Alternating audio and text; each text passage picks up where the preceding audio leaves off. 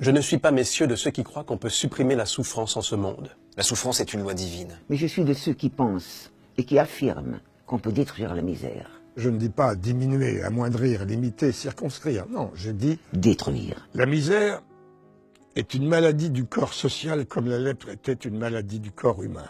La misère peut disparaître comme la lèpre a disparu. Détruire la misère. Oui, cela est possible. Les législateurs et les gouvernants doivent y songer sans cesse. Car en pareille matière, tant que le possible n'est pas fait, le devoir n'est pas rempli. La misère, messieurs. Voulez-vous savoir jusqu'où elle est, la misère? Jusqu'où elle peut aller, jusqu'où elle va. Je ne dis pas en Irlande. Je ne dis pas au Moyen-Âge. Je dis en France. Je dis à Paris. Et au temps où nous vivons, Il y a dans Paris, dans ces faubourgs de Paris que le vent de l'émeute soulevait naguère si aisément, il y a des rues, des maisons, des cloaques, où des familles entières vivent pêle-mêle, hommes, femmes, jeunes filles, enfants. Ayant pour lit, ayant pour couverture, j'ai presque dit pour vêtements, Que des monceaux infects de chiffons en fermentation, ramassés dans la fange du coin des bornes. Espèce de fumier des villes, où des créatures s'enfouissent toutes vivantes. pour échapper au froid de l'hiver. Voilà un fait. En voulez-vous d'autres? Ces jours-ci, un malheureux homme est mort de faim. Mort de faim à la lettre. Et l'on a constaté après sa mort qu'il n'avait pas mangé depuis 6 jours. voulez-vous quelque chose de plus douloureux encore? Le mois passé, pendant la recrudescence du choléra, On a trouvé une mère et ses 4 enfants qui cherchaient leur nourriture dans les débris immondes et pestilentiels des charniers de Montfaucon.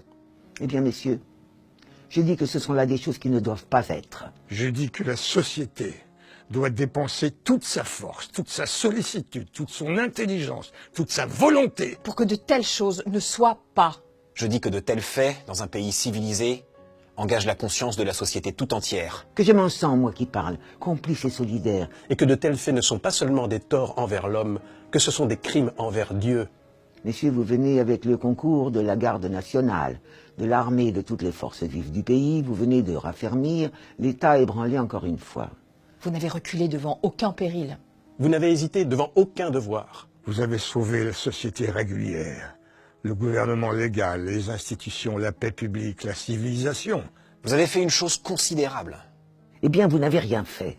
Vous n'avez rien fait, j'insiste sur ce point. Tant que l'ordre matériel raffermi n'a point pour base l'ordre moral consolidé. Vous n'avez rien fait tant que le peuple souffre. Vous n'avez rien fait tant qu'il y a au-dessous de vous une partie du peuple qui désespère. Vous n'avez rien fait. Tant que ceux qui sont dans la force de l'âge et qui travaillent peuvent être sans pain.